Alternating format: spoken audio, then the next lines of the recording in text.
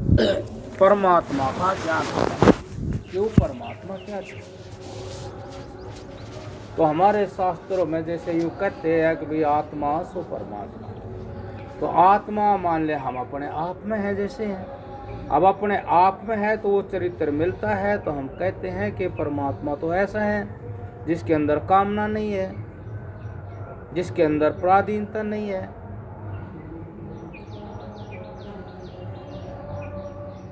तो अब यदि वो उस आत्मा का या परमात्मा का ध्यान करेगा तो फिर जो है उसने ये बढ़ी हुई इच्छाएं छोड़नी पड़ेगी, कि जो बाहर की इच्छाएं हैं ये बढ़ी हुई छोड़नी पड़ेगी यदि उसका वो ध्यान करेगा। तो कि आत्मा में तो कामना है नहीं, आत्मा अटल है, अचल है, अविनाशी है। तो इसलिए उसने व्यवहार में इस आत्मा का ध्यान करेगा तो फिर वे इच्छाएं उसकी कम होती चली जाएंगी, कम होती चली जाएंगी। तो उस आत्मा के शब्द का अर्थ उसको अपने मन में पता लगेगा कि हाँ ये आत्मा है, ये ज्ञान स्वरूप आत्मा है। और इन दोनों चीजों का ज्ञान उसको जीवन में ही प्राप्त होता है। परमात्मा के बारे में भी यहाँ बताया जाता है और शब्द स्पर्श रूप रसगंध इन विषयों के बारे में भी उसको पता लगता है। अब इन सारी चीज़ों का जो सही ज्ञान है अर्थ के साथ उसको हो जाता है तो फिर उसको स्पष्ट हो जाता है कि परमात्मा किसे कहते हैं, आत्मा किसे कहते हैं, और ये संसार जो है, ये शब्द स्पर्श रूप जो विषय है, ये क्या चीज़ है। इन्हीं में महाराज जी भी जैसे ये बता रखी है पुस्तक है, इसमें भी महाराज जी यही बता रहे हैं, आपको हम सुना रहे थे।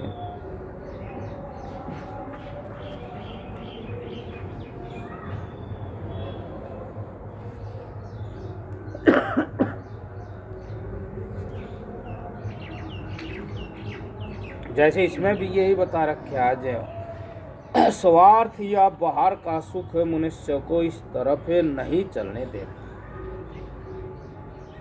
अब जो चरित्र है वो परमात्मा का, वो प्रत्यक्ष तो नहीं है, वो प्रत्यक्ष है। अब उसके बारे में शब्द है, उस शब्द का अर्थ हमारे पास है नहीं, उस अर्थ का ज्ञान भी हमारे पास नहीं है। और ये बहिर्मुख इंद्रियां, ज्ञान भी बहिर्मुख है, तो ये प्रत्यक्ष है। अब शांति मिलती है ज्ञान से, शब्द से नहीं मिलती, अर्थ से भी नहीं मिलती, ज्ञान से मिलती है। तो अब यहाँ यही कह रखा है कि खोटे काम उसने छोटे मोटे बाहर के सुख के कारण अपनाए हुए हैं। बाहर सुख अनुभूति,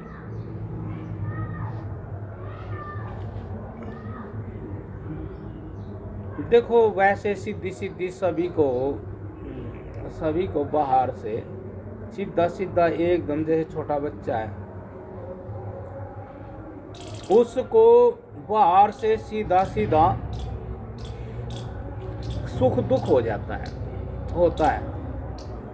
अब इसमें वैसे थोड़ा सा बहुत फिर बारीकी से ध्यान का विषय है थोड़ा सा। और वैसे तो ये सारा संसार जो है मिला जुला है, वो काम जो होने का वो होता ही है। लेकिन जैसे कि कहीं भी सुख दुख होता है, उसमें जो विशेष चीज़ है जो नहीं समझ में आती और सारा काम करती है, और नाम दे दिया जाता है सुख दुख का। उसमें सूक्ष्म रूप से हर क्रिया में, कोई भी क्रिया है, हर क्रिया में अति सूक्ष्म रूप से ज्ञान विचरण करता है, ज्ञान विचरण करता है। ज्ञान के ऊपर किसी की दृष्टि नहीं पड़ती, और वो ज्ञान ही है सब कुछ। उसी के कारण अनुभूति होती है। अब उसी के कारण जो अनुभूति सुख की होती है, तो कहीं सुख में भी उस ज्ञान का ही स्वरूप बोलता है। लेकिन ये तो थोड़ा सा समझने से, या कोई बताएगा या खुद जिज्ञासा होगी तभी उसको पता लगेगा। तो हम कोई भी क्रिया करते हैं उसमें सूक्ष्म रूप से, जैसे बिजली बहती है, बल्ब जलता है, हीटर चलता है, फ्रिज जलता है, जैसे वो बिजली उसमें बहती है, ठीक इसी प्रकार से हमारी प्रत्येक क्रिया में ज्ञान की धार अर्थात ज्ञान का स्पर्श रहता है। और यही ज्ञान का स्पर्श जैसे ही ज्ञान अनुकूल होता है तो वहाँ दृष्टि बन जाती है सुख की। जबकि इसमें विशेष रूप से जो विशेष चीज है वो ज्ञान है, और जो ज्ञान है विशेष चीज है वो ना सुखी है ना दुखी है। जो ज्ञान है उसमें वो सुख दुख से रहित है, वो एक स्वतंत्र वस्तु है, वो किसी से स्पर्श से प्राप्त नहीं होता। कोई साफ सफा रूप रस गंध उसको प्राप्त नहीं होता, मतलब वो उनसे सिद्ध नहीं होता। जैसे बिजली है, बिजली का कोई बल्ब से मतलब नहीं है। बल्ब हो चाहे ना हो, चढ़ रहा हो चाहे ना चढ़ हो, बिजली अपने विचर रही है। ठीक इसी प्रकार से जब ज्ञान प्रकट होता है, पहले ज्ञान प्रकट होता है, सुख प्रकट नहीं होता, पहले समझ प्रकट होती है। कोई भी क्रिया होती है तो उस क्रिया में विशेष जो चीज होती है, या यूं कहो कि उस क्रिया की जो आत्मा होती है, उस क्रिया का जो कारण होता है, जिससे क्रिया जिंदा है, उस क्रिया में वो जो वस्तु है उसको आत्मा, उसको ज्ञान कहते हैं। और ये उस ज्ञान को अच्छी प्रकार से प्रकट कर दे तो वो सब लुका रहता है, छिपा रहता है, बिना विचार के, बिना ध्यान के, और प्रकट हो जाता है। ये सुख है, ये सुख है। यथार्थ वस्तु नहीं प्रकट होती, मिथ्या वस्तु, मिथ्या दृष्टि बन जाती है, ये सुख देती है वस्तु। अब ये सुख देती है, जहां सुख की दृष्टि बनी, उस सुख स्वरूप आत्मा को ज्यादा बढ़ाने और प्राप्त करने के लिए उस कर्म में हेर फेर भी करना पड़ जाता है। जैसे कि ज्यादा बढ़िया भोजन खाया गया तो ज्यादा खा लिया, ज्यादा भाई किसी प्रकार से बाहर मान सम्मान हुआ तो और ज्यादा मान सम्मान के लिए काम करना। अब इस चीज पे दृष्टि कब गिरेगी, ये है बात। ये जो ज्ञान है जैसा है, इस पे दृष्टि कब पड़ेगी। अब इस पे दृष्टि जब पड़ेगी, जब सुख की दृष्टि मिथ्या हो, सुख की दुख की दृष्टि मिथ्या हो। पहले तो देखो शुरुआत जो हुई थी वो इतनी बड़ी नहीं हुई थी। जैसे छोटा बच्चा होता है, पैदा होता है, तो केवल उसको ज्ञान होता है, ज्ञान तो रहता ही ज्ञान है, जब भी तो बच्चा प्रकट हुआ और क्रिया उसमें हो रही है। अब उस बच्चे को केवल सबस रूप रस गंध का ही ज्ञान हुआ था, कि साफ सफा रूप रस गंध का ही केवल ज्ञान हुआ था, और दृष्टि नहीं बनी थी। और जब वहां दुख हो, सुख की जगह दुख होगा तो इसी तरह लौटेगा जैसे वो चला। पहले उसको पैदा होते ही शब्द हुआ था, स्पर्श हुआ था, रूप रस गंध ये हुआ, किसके हैं क्या है यूं नहीं हुआ था कि ये शब्द किसका है। अब जैसे ये शब्द हो रहा, हम कहे कोई पक्षी हो रहे, और यदि इसको खत्म किया जा तो ध्वनि मात्र है, पक्षी खत्म हो गया, पक्षी खत्म हो गया, ध्वनि मात्र। ध्वनि इस जगत में होती ही है, ध्वनि ही प्रमाण है उस चेतना में। चेतन के बिना ध्वनि नहीं हो सकती। देखो कितनी जल्दी पहुंच गए वहां कि जो कुछ भी होता है ध्वनि। अब ये छोटा छोटा शब्द है अभी ध्वनि, ध्वनि मात्र है, और ध्वनि का जो कारण है वो चेतन है। बिना चेतना के ध्वनि शब्द पैदा नहीं हो सकता। बिना चेतना के, बिना ज्ञान के शब्द नहीं हो सकता। इसीलिए शब्द ही प्रमाण है चेतना में। और यदि उन शब्दों पे जाए तो उतनी ही चेतना पर आवरण आ जाएगा। फिर हम कहते चले ये उसका शब्द है, ये उसका शब्द है, ये उसका शब्द है, ये उसका। और कहें कि आवाज आवाज ही है, और आवाज बिना समझ के होती नहीं। अब जैसे ये आवाज हो रही, वो आ रही, वो कुछ समझा तो आवाज हो रही है। अब समझा बिना समझ आवाज नहीं होती। तो समझ सबके अंदर एक ही है। जिसके अंदर समझना हो रहा है, जिसमें समझना हो रहा है, वह चीज सब एक है। वह चीज सब एक इसी तरह ही है जैसे आकाश सब जगह एक है। जो आकाश है वो मटके का हो चाहे डिब्बे का हो, चाहिए वो आकाश है। आकाश आकाश आकाश सब जगह एक ही है। वो वस्तु भिन्न हो सकती है लेकिन आकाश भिन्न नहीं। इस तरह से जिसमें समझना हो रहा है, जिसमें समझना हो रहा है उस चीज को पहचानना है। जिसमें समझना हो रहा है वो समझ सब एक है। जिस तरह से आकाश सब जगह एक। जैसे आकाश का गुण है शब्द। आप जो बोलते हैं तो आकाश है तो बोलते हैं। आकाश सब जगह है और आकाश का गुण है सब। आपका तो है नहीं। अब जैसे ये मुंह सील दिया जा, शब्द बंद हो जाएगा।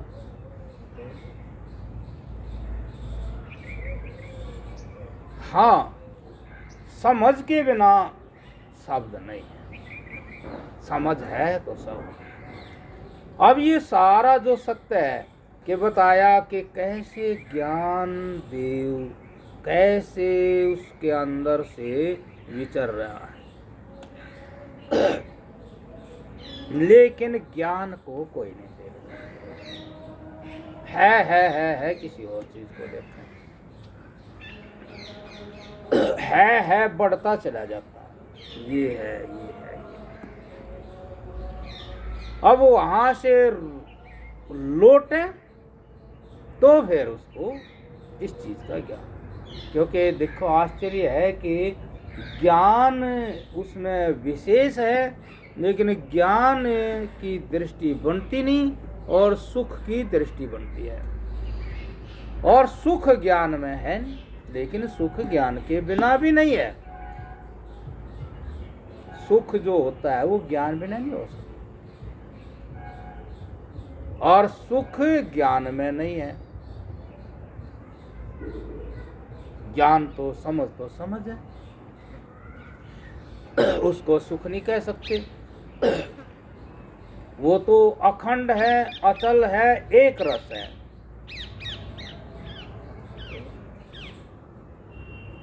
पहले सुख ही होता है उसके बाद दुख होता है।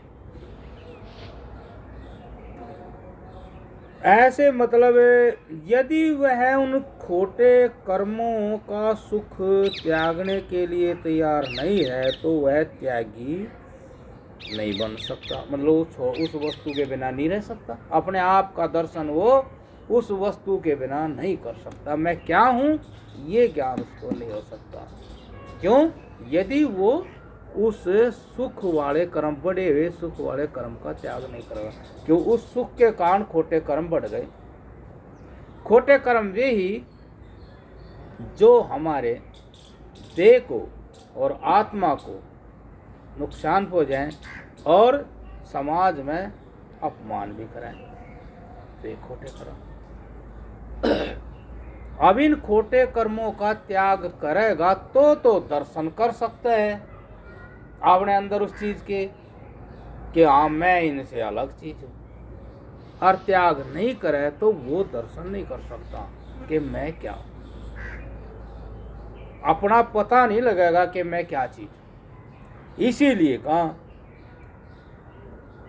और फिर किस तरह से सारे अच्छे काम बन पाएंगे, इसलिए मनुष्य थोड़ा त्यागी बने। अच्छे काम जिससे आत्मा में हलचल ना हो, आत्मा स्पष्ट हो जाए, जिससे अपना आपा सब जगह स्पष्ट हो जाए, अपना आप समझ में आ जाए मैं क्या चीज हूं। ये तब समझ आए जब अच्छे काम होते हैं, समाज में भी, आत्मा में भी और शारीरिक स्वास्थ्य में भी, मतलब सब जगह जो है वो अपने आप में संतुष्ट नजर आए कि भाई हाँ मैं ठीक हूँ। ये ज्ञान उसको जब भी होगा जब वो फालतू जो जिससे उसको मतलब हमेशा हलचल रहती थी, स्थिर आत्मा के दर्शन उसको जब हो जो उसके अच्छे काम हो।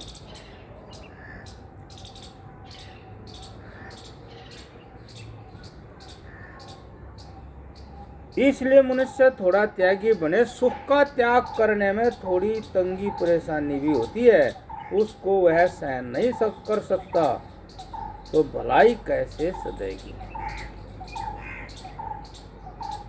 अब वो पहले बताया था कि भाई सुख में अपनी मैं प्राप्त होती है, अर्थात सुख होता है तो मैं खिलती है। अब वो विकार क्या आया कि सुख के कारण जो है क्रिया बढ़ गई, वो क्रिया जो बढ़ी सुख के कारण वो नुकसान देने वाली हो गई, शरीर को दे रही है, समाज में प्रतिष्ठा गिरा रही है, कई कारण ऐसे हो गए जिससे उसको लाभ नहीं मिल रहा। अब वो उसको छोड़े तो फिर आगे का ज्ञान हो। अब वो छोड़े तो ऐसा लगता है कि ये तो मेरी मैं खत्म होगी, मैं मरेगी, मैं सुकड़ेगी। आ गई ना बात मैं पर कि मन मारना, मैं मारनी, समाज का जीवन से अलग कोई मैं समझनी। मतलब जो जी रहे थे बढ़ करके वो मैं मरे, उसके बिना कोई जीवन या कोई मैं के दर्शन नहीं। अब वो उसको छोड़े तो तंगी हो, तंगी किस बात की हो, अब वो जो मैं थी वो कम हो गई।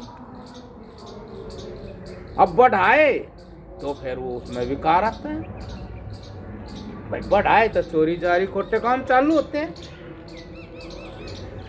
छोटे तो फिर मैं मरे, मैं मारनी पड़े अपनी कि मैं अब भाई अब तो टोटा सा घाटा सा हो गया।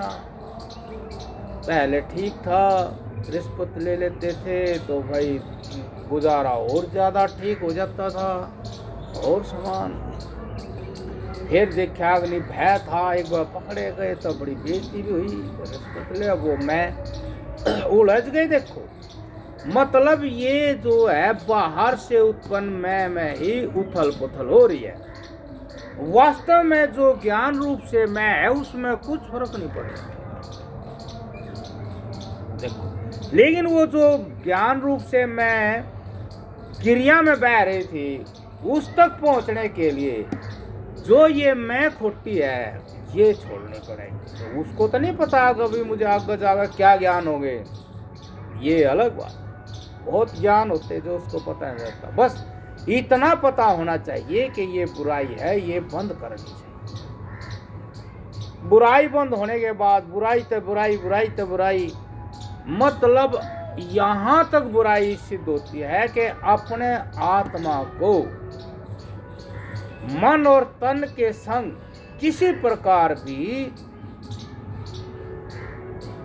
प्रकट ना देख समझ नहीं, अर्थात ऐसी आत्मा को समझ किसी तरह जो मन और तन से रहित, यहां तक चला जाएगा शुद्धि हो।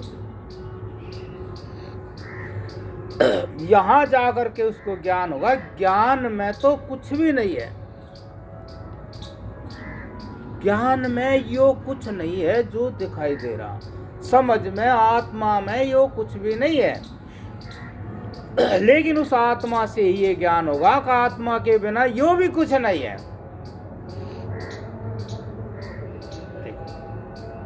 एक भजन सा गाते थे, उसकी एक लाइन सी है, तो यो भजन माँ मैं नहीं माखन खायो, माँ मैं नहीं माखन खायो, मैं नहीं माखन खायो। देख यह लाइन क्या कह रही है, वो उसकी माँ कहे ना कि ये मक्खन खा के, इतना मक्खन था, इतना है नहीं हो। अब वो कहे मैं नहीं माखन खायो, मैं नहीं माखन खायो। मतलब इस शब्द में ये है कि मैं नहीं माखन खायो। आप समझती नहीं, मैं कैसे मक्खन खा सकता हूँ जब मेरे में कोई चीज प्रवेश नहीं कर सकती, मैं तो कुटस्थ हूँ। जैसे वो आयरन होती है ना लोहारों की, उसमें वो सब न कूट दे हैं, वो खुद कुटती, खुद नहीं कुटती। तो मैं तो वैसा हूँ, मेरे अंदर तो कुछ प्रवेश कर ही नहीं सकता, मैं कैसे मक्खन खा सकता हूँ। आप क्यों आरोप लगा। और फिर उसने मैं नहीं माखन खाया, अब मैं नहीं माखन खाया हो, ऐसी बात मतलब इनने कहा मैं नहीं माखन खायो कि मेरे बिना मक्खन खाया नहीं जा सकता। मेरे बिना मक्खन मैं हूँ, मेरी हाजिरी है तो सब कुछ हो रहा। तो मक्खन मैंने ही खाया, लेकिन समझ किस तरह खाया, मैं नहीं मक्खन, मैं खा नहीं सकता मक्खन। ये सब कुछ हो रहा, ये मेरे स्पर्श मात्र से हो रहा, मेरी हाजिरी मात्र से हो रहा, जो कुछ हो रहा। और मैं तो रहूंगा ही, और यो होगा ही। तो फिर मैं ही सर्वोत्तम हूं। फिर इसको अपने ऊपर क्यों आरोपित करते हैं कि इसने इसने इसने इसने इसने यूं किया, इसने यूं किया। ज्ञान देव है, वही कर रहे हैं।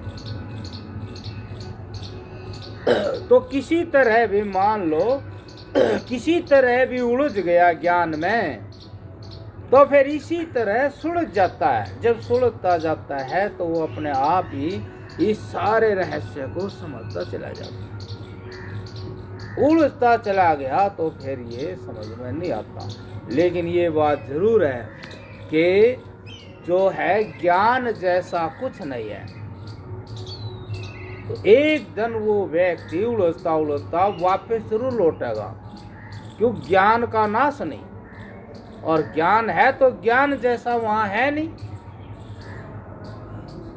ज्ञान का, समझ का, आत्मा का नाश नहीं। चलते चले जाओ और ज्ञान जैसा वहां कुछ नहीं। इस बात को स्वयं वो ज्ञान, वो आत्मा ही वहां जो है पर्सन खड़ा कर देगा, वो आप ही कहेगा। इसीलिए ये भी कहा कोई किसी को ज्ञान नहीं कराता। इसीलिए कोई महात्मा बड़ा समझदार हो जाता है, शिकायत बहुत होती है, चेला बना लेता, कुछ बोलता है नहीं। वो चेला बन गया, चेला बन गया।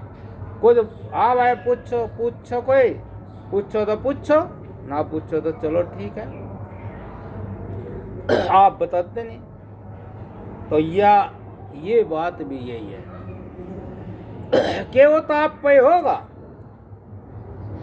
आप होगा, जरूर होगा। उसका भी हो जाएगा ना, नहीं होता है। भूख आदमी को स्वयं लगती है, प्यास आदमी को स्वयं लगती है। आदमी स्वयं, अभी छोटा एक बच्चा पैदा, स्वयं हाथ पैर हिला रहा, उसको कोई कह थोड़ी रहा, बड़ा बड़ा हिला रहा, अभी हो या तो और हिला रहा, मन नहीं। अब ये आत्मा कहीं लागते लागते टकरा जाएंगे, दर्द होगा, फिर रोगा। फिर वो दूसरा बोल लगा तने ध्यान तो करना था, तेरे हाथ पाँव कहाँ चल रहे। फिर वो देखा बात होगी, क्यों चोट तो मिलती जुलती बात होगी। भगवान मेरा चोट लगी, कहते हो ठीक रहा, मैंने ध्यान ही नहीं करा। ध्यान वो जाने जब वो कहते ध्यान तो रखता, फिर हाथ पैर हिला रहा, देखता कहाँ जान लग रहे। फिर वो आगे वो खुद समझ जाएगा, वो कहेगा हाँ बात तो सही कहा, मैंने ध्यान ही नहीं करा इस बात का, तो मैं लापरवाही करता रहा। अब आप पैसा जाग गए। इसीलिए कुछ महात्मा ऐसे हैं, इतने धैर्यवान होते हैं, अब वे चेले बना लेते तो चेले को रोज कुछ नहीं बताते, वो आप पे हो जाएगा। और है भी ये बात, आप पे हो जाए। ज्ञान देव स्वयं जाग गए, ये चेतन उसको कहा है, वो चेतेगा, वो चेत ही रहा है, वो जरूर चेतेगा, चाहे कुछ करो वो जरूर चेतेगा। और चेत सकते हैं, आप समाज में देख लो कितने आदमी कुछ करे जहाँ और अपने आप बदल जाता है, कोई बात हो जाती है खुद बदल जाता है। तो इस तरह से मतलब जो हम ये कुछ दे रहे, जो सत्ताएं दे रहे, जो समझ रहे, ये वास्तव में जो वस्तु है हकीकत में उसमें ये बिल्कुल भी नहीं है, ये कुछ भी नहीं है, बिल्कुल भी नहीं। लेकिन बात तो बड़ी वो है, अब ये कौन मानेगा, कैसे मानेगा इस बात को। हाँ मानेगा जब वो खुद ही ये जगत शास्त्रों में कह रखी है, बातें कह रखा है, ये जो दृश्य है इसका क्या मतलब है, क्यों खड़ा कर रखे, क्या मतलब है नारायण, ये क्या मतलब है, ये क्यों खड़ा कर रखे। आखिर ये दृष्टा को स्वरूप में टकाने के लिए है। देखो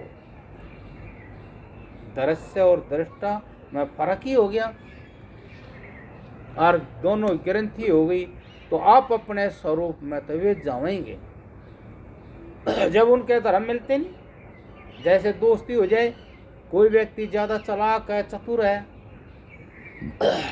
मतलब ही है, और दूसरा कोई सीधा साधा है, तो वो फिर व्यवहार होगा तो वो दूसरा जान लेगा ये आदमी तो ठीक नहीं भाई, इस तरह दोस्ती करनी ठीक नहीं, ये तो मतलब ही आदमी है, ये तो ठीक नहीं, मीठा मीठा बोल रहा है।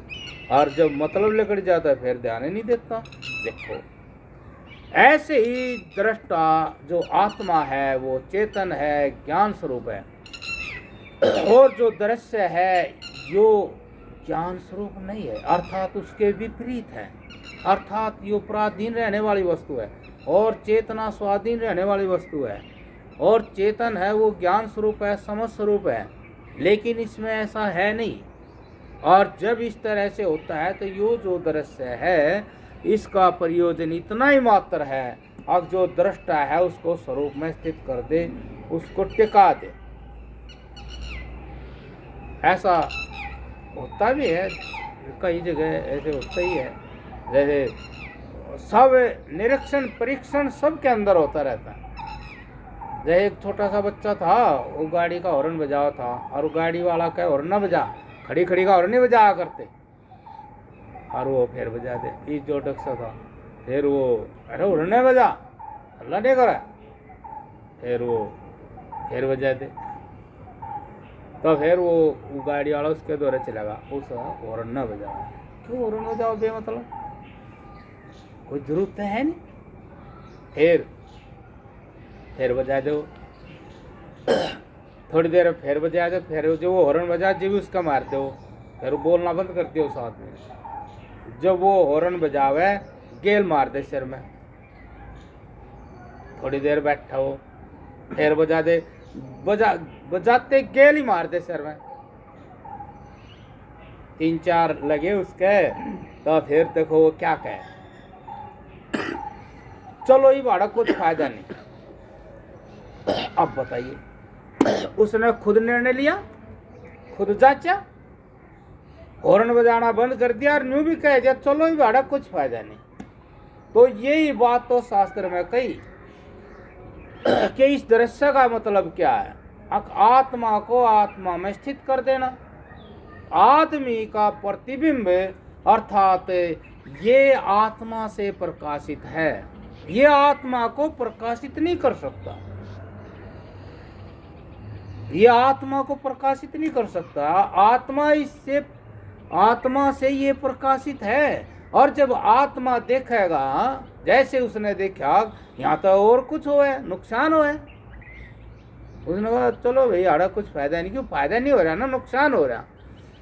ऐसे वो आदमी इसको है करके और अपनी आत्मा की प्राप्ति के लिए इसका यूज करेगा, प्रयोग करेगा, खागा बढ़ चढ़ के, योगा बढ़ चढ़ के, संग करेगा बढ़ चढ़ के, मान प्रतिष्ठा चाहोगा मन बढ़ चढ़ के, बहुत कुछ करेगा बढ़ चढ़ के उस आत्मा को प्राप्त करने के लिए, क्योंकि उसने इसमें आत्मा दिखाई दी, समझ में आई। लेकिन वह बहुत कुछ करने के बाद भी प्राप्त नहीं होती, प्राप्त नहीं होती। कितने बातें हैं, हर एक किसी भी क्षेत्र में देख लो, सब सपर रूप रस गंध विषय में ही देख लो। अब मान लो भाई जो है, अब शब्द ही ले लो, तो शब्द में बड़ा रस गाने बजाने में, फिर वो सुनता नहीं, फिर वो आदमी दुखी, उसने बंद कर दिया सुनाना। आत्मा तो अब भी है, उसने सुनाना बंद कर दिया, बस फिर दुखी। जितना उससे सुख हुआ था उतना ही वो फिर दुख रूप हो गई। स्पर्श, हाथ पैर मर जाते हैं, चले जाता नहीं, पड़ा रहता है, बस देखता रहता है। दुनिया दूर चली गई, उससे दूर चला गया, फिर याद भी करता है, भरोसा तो बहुत किया, खिलाया पिलाया बहुत, और सोच रहे थे ऐसा ही चलता रहेगा, लेकिन चला, आंख बंद हो जाती है, दिखता नहीं। बताओ कितना कितना दुख है। मैं भिक्षा लेने जा रहा था, एक औरत थी, वह भी अंधी थी, वो आदमी भी अंधा था, और फिर भी चलना पड़ रहा, फिर भी चलना पड़ रहा। जब तक एक भी चीज रहेगी ना, तो भी आत्म दर्शन रहेगा, और जब तक आत्म दर्शन का प्यार है तब तक फिर कर्म होता ही रहेगा, और जब तक कर्म होता ही रहेगा, जब तक सुख दुख बने ही रहेगा। वो आत्मा सुख दुख रूप से प्राप्त होती रहेगी, और जब तक सुख दुख रूप से आत्मा प्राप्त होती रहेगी, तो सुख स्वरूप आत्मा की प्राप्ति के लिए ये तन बराबर चलता रहेगा। शरीर खत्म हो जाए कोई बात नहीं, अगला आगे लेकर आएंगे, क्यों, सुख स्वरूप आत्मा का जो बीज है उसके साथ जाएगा, फिर आएगा। तो कितनी गाड़ियां चल रही, फिर वो डंडे है तो बेचारा चल रहा,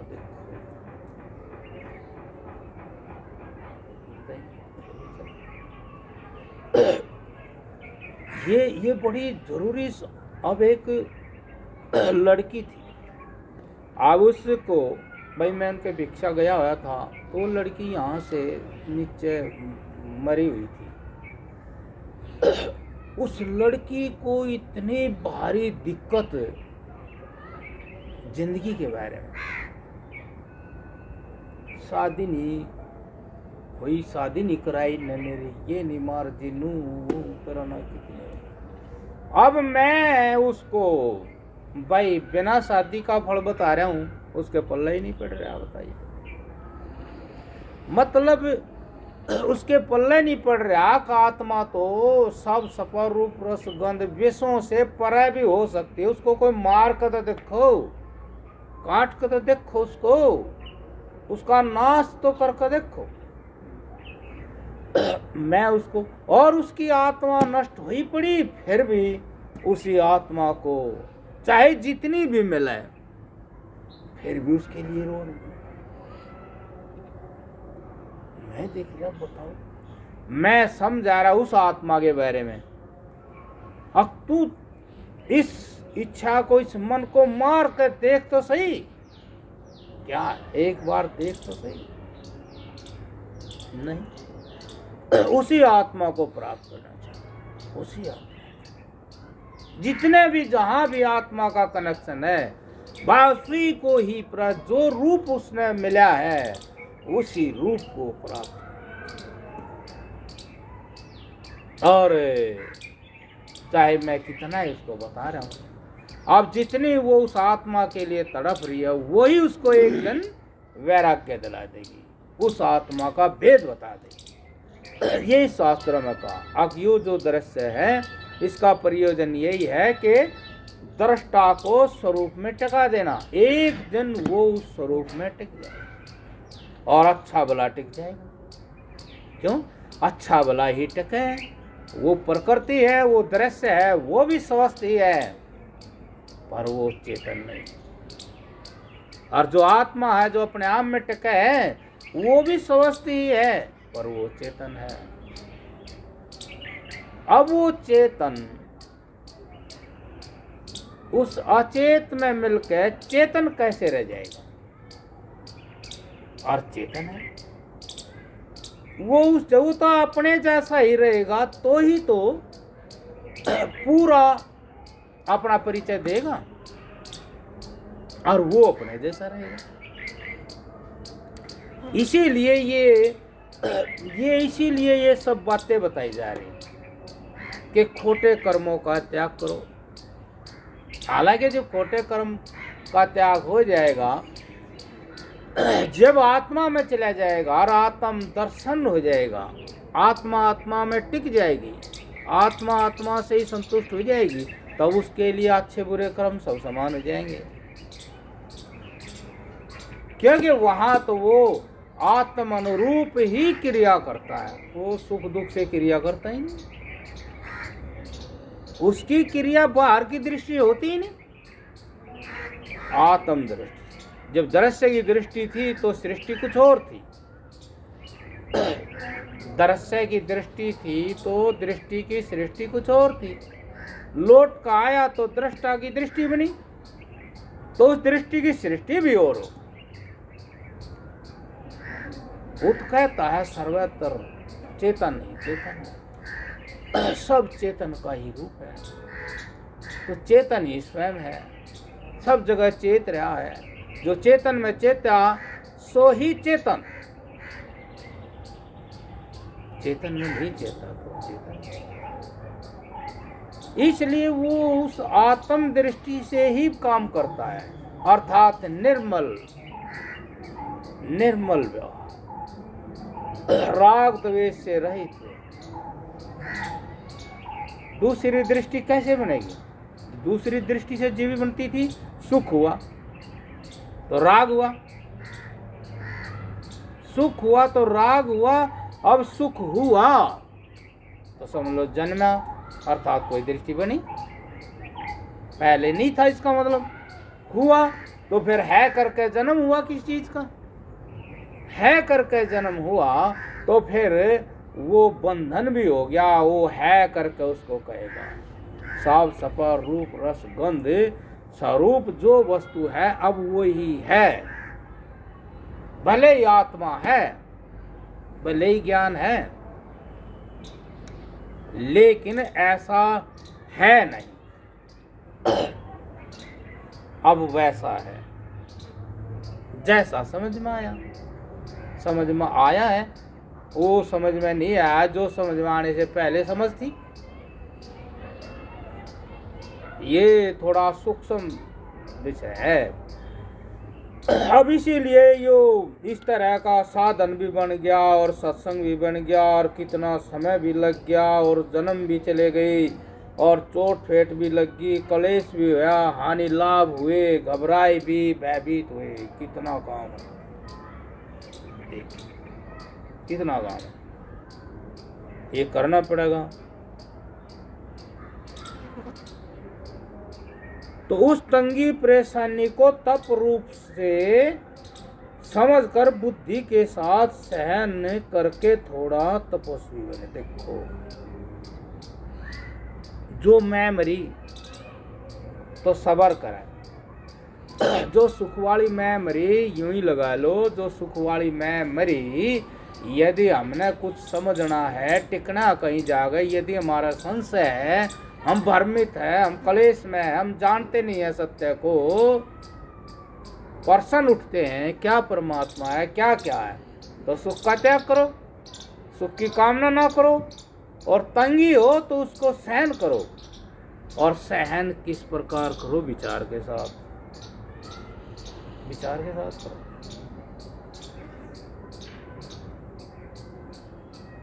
विचार के साथ करो भाई। ये जो दुख हुआ है किस चीज से हटा सकता है? कौन ऐसी चीज है इस दुख ने भी हटा दे और दुख ना दे? तो विचार करो। महाराज ने लिखे हैं,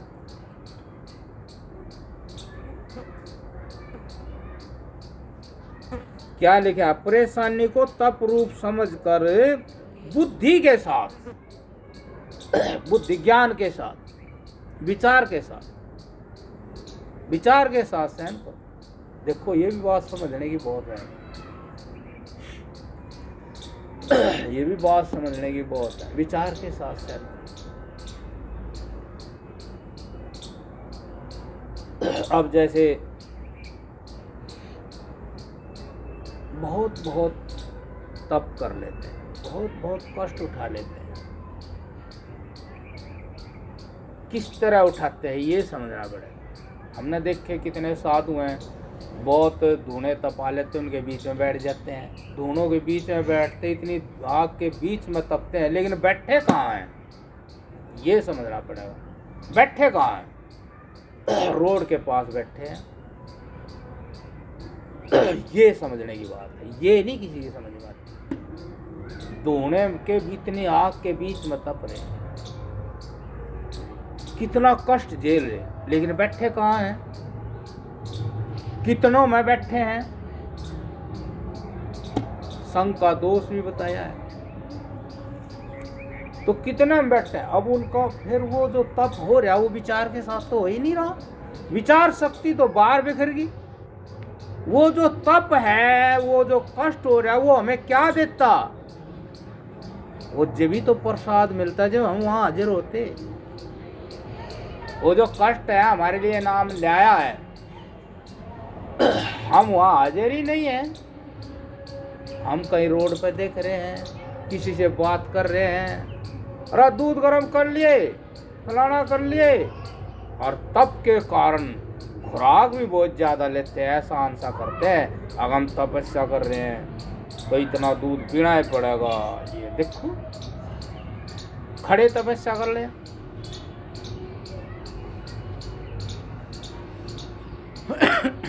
महाराज जी इसको नहीं मानते थे, इस तप को नहीं मानते। देखो बात तो देखो एक समझाने के तौर पर बताई जाए तो देखो बुराई सी नहीं है। अब जैसे वो उससे खड़े हो जाते हैं, खड़ी तपस्या करें और खड़े खड़े सोए जाएं, और 5-7 मंडली उनके साथ रह गए, तो ये विचार कैसे जागेगा? उस कष्ट को विचार के साथ कैसे सहन करेंगे? हमारी विचार शक्ति तो बाहर है। उसी के लिए फिर घूमते भी हैं, खड़े खड़े घूमते हैं। बताओ क्यों घूम रहे हो भाई? और फिर मंडली लेकर घूम रहे हो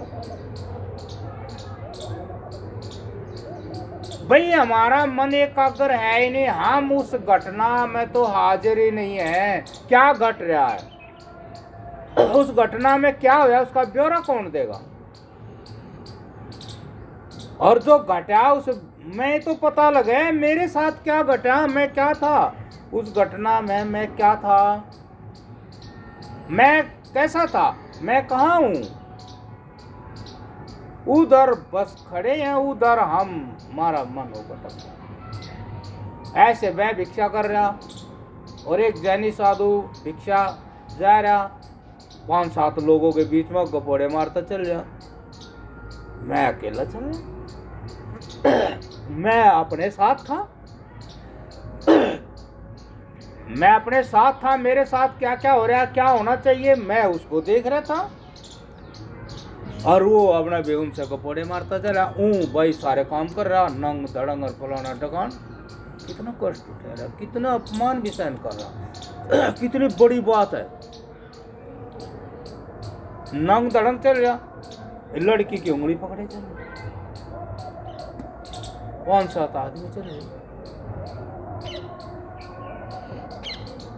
यदि ठीक हाजिर है तो बड़ी वो क्या है, एक डाक कावड़ लाओ, एक स्पीड डाक हो, और उससे मान लीजिए, मान ही लिया भाई निरावरण है परमात्मा, हम भी निरावरण है, हमारे अंदर कोई वासना नहीं है, तो ठीक होगी बात।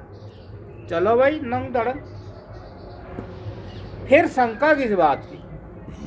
कोई बुरा मान जाओ बुरा, हम तो किसी का बुरा नहीं कर रहे, हम तो ओरिजिनल हैं, चल रहे हैं, हम तो किसी का बुरा नहीं कर रहे, जैसे भगवान न करे ऐसे हैं चल रहे। कोई बुरा करे तो भाई पियो आप उस जहर को, तभी तो आप नंगे हो गए। कोई पत्थर मारे, कोई गालियां दे, कुछ करे तो पियो, नंगे तो असली जब ही होंगे, नहीं तो फिर अपना बीच का रास्ता ले ले। अब ये हमें समझे नहीं, हम तो इतना समझ गए, तो अपना सादा सा रास्ता ले ले और अपने आप से जुड़ ले चुपचाप। इन्हें तो उस बात का पता नहीं चला हक हम अपने आप से जुड़ रहे हैं। हाँ, सबके साथ रहो और अपने साथ रहो, हो जाता है ऐसा भी, ऐसा हो जाता है। यो सबसे बढ़िया। कितनी जरूरत है, कितना ठीक है, समाज में संतुलन कैसे रहेगा, इसको समझ कर ऐसा चलो। तो ऐसे कितनी ही तपस्या कर लेते हैं, लेकिन महाराज जी ने यो एक पॉइंट दिया है, बुद्धि के साथ, ज्ञान के साथ, विचार के साथ, अपने साथ देखते हुए, हाजिर नाजिर होते हुए। घटना गैर हाजिर में नहीं होनी चाहिए। वो घटना में तो आत्म दर्शन होगा, सत्य का दर्शन होगा, और सत्य का दर्शन जब होगा जब हाजिर होंगे। हाजिर है नहीं तो चाहे कितने जन्म चले गए, कितनी तपस्या करना, कितने। हाँ, मतलब बाहर से एक महात्मा मेरे से बोले, अब तो मेरे में भी इतना ज्ञान हो गया होगा ना, उनसे तो फालतू हो गया, मगर लग गया रहे। तपस्या आप कर रहा, ध्यान हो रहा का, तब फिर ये क्या होगा, मतलब तू तो अरे जीरो कर, जीरो शून्य अगर हमने तो अपने तो मतलब है, कंपटीशन क्या, सत्य तो बराबर है। गीता में तो उसको कपटी कहा है। हाँ, जो इस प्रकार की तपस्या करते हैं ना, हाँ, वो कपटी है। तो बस हमने कपटी नहीं होना चाहिए, हमने तो सीधा साधा होना चाहिए, अपने पर ध्यान रखना चाहिए, अपने को प्राप्त करना। हमने दूसरे का तो कोई एहसास ही नहीं होना चाहिए। हमने क्या करना दूसरे से, अपने का। हाँ, सीख सकते हैं। अब देखो फलाना ऐसा कर रहा तो बनी नहीं बात, क्यों नहीं बनी, यही कमी थी, नहीं बनी बात, तो तू ना आने देना इस कमी ने अपने अंदर। हम सीख सकते हैं उस चीज से। इसलिए भी ये बात है, साध्य है, लेकिन वो बात तो बहुत क्या है, जो मैं के ऊपर जितने आवरण चढ़े हुए हैं उन सब को उतारने की बात है। निरावरण जब भी तो होगा, जो निरावरण है वही सत्य है, आवरण वाला वो सत्य नहीं है। जो निरावरण है वही सत्य है, और निरावरण सत्य ही हो सकता है। क्यों, जो सत्य है उसमें मिलावट ही नहीं, आप उसको, उसके स्वरूप को कुछ नहीं कर सकते, इसीलिए वो सत्य है। काट नहीं सकते, उधेड़ नहीं सकते, छील नहीं सकते, प्रवेश नहीं कर सकते, इसी कारण से ही वो सत्य है। यदि कुछ होता है तो समझो अभी सत्य नहीं आया है, अभी सत्य नहीं आया, इसीलिए वो सत्य है। यहाँ जैसे नारियल कोई लेता तो मैं उसको वो पीता ना ऐसे कर, वो चाहे चक्कू जाए एकदम फू देना ऐसे, वो ही था सत्य है। उस सत्य चक्कू नहीं लगे। देखो कमाल की बात है? चक्कू के पास से निकल गया, चक्कू न उसका कुछ भी नहीं बिगाड़े। देखो ऐसे कोई चीज उसके पास नहीं जा सकती। और वो बैठा है तो फिर कुछ बैठा है, वो बैठा था अंदर तो वो नारियल फिर बैठा था और कुछ होता होना था। वो निकल गया, तो अब भी निकल गया तो अपनी सामग्री के साथ, अपनी शक्ति के साथ विद्यमान है, विराजमान है। वो फिर भी कहीं ना कहीं कुछ न कुछ। तो इस तरह से जब तक सत्य नहीं आए तब तक हमने इस तरह तपना है। देखो यदि कर्म में योग को सफल करना है तो अपने छोटे मोटे आदतों के सुखों को छोड़कर थोड़ा त्यागी बनना पड़ेगा, और सुखों के छोड़ने से होने वाला खेद, दुख, कष्ट को स्मृति के साथ सहन करते हुए थोड़ा तप करने वाला तपस्वी बनना पड़ेगा। देखो ये शब्द आए ना, जो पहले बुद्धि स्मृति आएगी। स्मृति का मतलब है कि आप उस घटना में बैठे हुए हैं, पूरे ध्यान के साथ, चौकस होश के साथ बैठे हुए हैं, तो इसमें एक कमाल की घटना घटती है। यदि आप होश के साथ बैठे हो तो एक कमाल की घटना, इसमें गुरु प्रकट हो जाता। गुरु जिसको हम बाहर ढूंढते हैं, गुरु, सदगुरु, सदगुरु, गुरु बाहर बने बैठे हैं। बाहर वाले तो वहां जा भी नहीं सकते, घटना जहां घटती है वहां नहीं जाते। तो ऐसे जो घटना में होश में है, स्मृति में है, तो उसको वहां पक्का निश्चय वाला ज्ञान मिलेगा। वो कहा देखो भाई उस आदत के कारण कितना कष्ट उठाना पड़ता, और यदि आदत नहीं छोड़ती तो और ज्यादा कष्ट होगा और ज्यादा परिणाम खोटे होंगे। अगर ऐसे तो मेरी बुद्धि ही भ्रष्ट हो जाएगी, और जब बुद्धि ही भ्रष्ट हो जाती है तो मनुष्य शरीर ही नहीं मिलता। यो ज्ञान विशेष जो है मनुष्य शरीर में प्राप्त होता है, मनुष्य शरीर और यो ज्ञान जीवी प्राप्त होता है जब हम कुछ अपने आप पर काबू रखते हैं। काबू रखने वाले का काम है ज्ञान, जो काबू रखता है उसको बुद्धि या ज्ञान कहते हैं। यदि हमारे पास यह चीज है तो हम मनुष्य हैं, और हम मनुष्य हैं तो फिर हम ज्ञान के करीब। इसलिए ये कहा कि ये जो सुख दुख में अपने आप को साध रहे हैं, तो दुखी से, कलेश से हाय तो बना करना, स्थिर होकर देखना क्या हो रहा। ये बात सही है। ये देखा गया है, अनुभव करने वाले कहीं कहीं अनुभव कर लेते हैं। ऐसे ही जून का महीना था तो एक साधु बैठा था, उसमें टीन तप जाती है, देख लो बाहर धूप जाती, टीन तप रही थी, उसके नीचे वह पूरा पसीना बहता चला गया, पूरा आसन से हिला नहीं, पक्का देखता रहा। और फिर एकदम जो गर्मी थी वो चरम पे जा करके शांत। इसलिए होश पूर्वक का मतलब जो घटना है उसमें हाजिर रहें, 100% हाजिर होंगे तो तुरंत गुरु हाजिर हो जाएगा और वो ज्ञान देगा। देख लो अब तुम इस रास्ते से कितने पराधीन हो गए, पराधीन होने के कारण आज मुक्त हो रहे हो तो कितना कष्ट हो रहा है, और मुक्त तो होना पड़ेगा। इसी तरह होगे, नहीं होगे तो फिर भाई कहीं। फिर वो एक नशेड़ी था, 10 रुपये था, गाड़ी रात को गाड़ी से आया आखिरी से और गिर गया तो उसको सिर पैट गया, फिर न्यू सोन लगना, फिर दर्द होया, तो बढ़िया ना कष्ट, आदत से कष्ट। और ये जो कष्ट हम सहन करते हैं आदत को छोड़ने में, तो यो कष्ट एक बार ही होता है, और आदत बनी रहे तो कष्ट बार बार होते हैं, बार बार कहते हैं ना, जन्म बार बार होते हैं। ऐसे उस सुख की तृष्णा फिर जागेगी, फिर चलेंगे, फिर कष्ट होगा, फिर जागेगी, फिर चलेंगे, फिर कष्ट होगा, तो बार बार।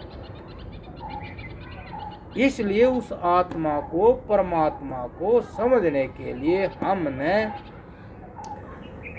जो है राग द्वेष रहित, छल कपट रहित उस चरित्र को धारण करना पड़ता है। जब हम उस धर्म का पालन करते हैं, विचार के साथ, होश के साथ, फालतू इच्छाओं का त्याग करते हैं, करना ही पड़ता है, और उस कष्ट को सहन करते हैं विचार के साथ, तो वे कष्ट हो करके नष्ट हो जाते हैं और शुद्ध ज्ञान प्रकट होता चला जाता है। वो शुद्ध आत्मा प्रकट होता चला जाता। उस आत्मा के परे फिर परमात्मा ही है और कुछ भी नहीं है। तो उसको स्पष्ट हो जाता है कि परमात्मा इसको कहते हैं, आत्मा इसको कहते हैं, और वो हमारे को अपने अंदर ही अपने आप के रूप में प्राप्त होता है। केवल वो मिथ्या ज्ञान के कारण आदतों के नीचे छुपा हुआ है, होता हुआ भी दिखता नहीं है। वो जैसे आप उसको गीता ही कह रहे थे, ये भी कह देते, जैसे जेर में गर्भ छिपा रहता है, जैसे धुएं के नीचे अग्नि छुपी रहती है, ऐसे उन आदतों के नीचे वो ज्ञान। जैसे आदत छूटी तो ज्ञान प्रकट, आत्म दर्शन, परमात्म दर्शन। फिर वो कहते हैं काम पूरा हो गया, जो करने का था अब कुछ करना नहीं है। सब जगह फिर वो ज्ञान की कलाएं देखता है, सब जगह वो ज्ञान ही, सब कुछ ज्ञान ही दिखता उसको, चाहे किसी शब्द के रूप में, चाहे स्पर्श के रूप में, किसी रूप में वो सब ज्ञान का ही रूप दिखता उसको, और ज्ञान के ही साथ विदा हो जाता है। तो 6 बज गए, कोई और छोटी मोटी बात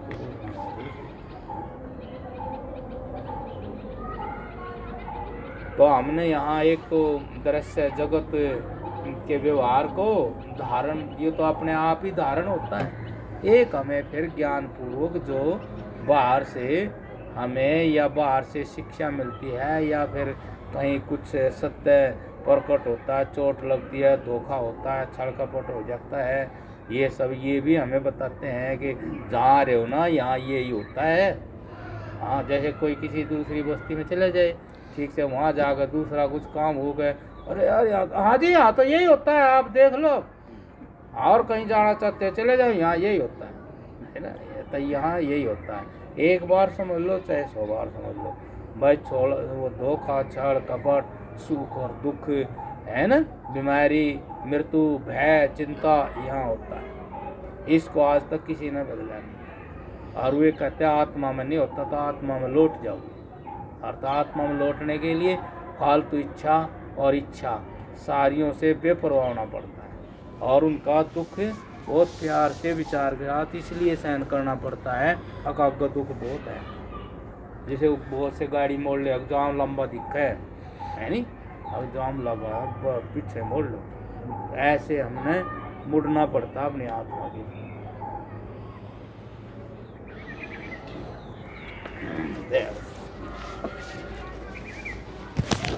जय हो।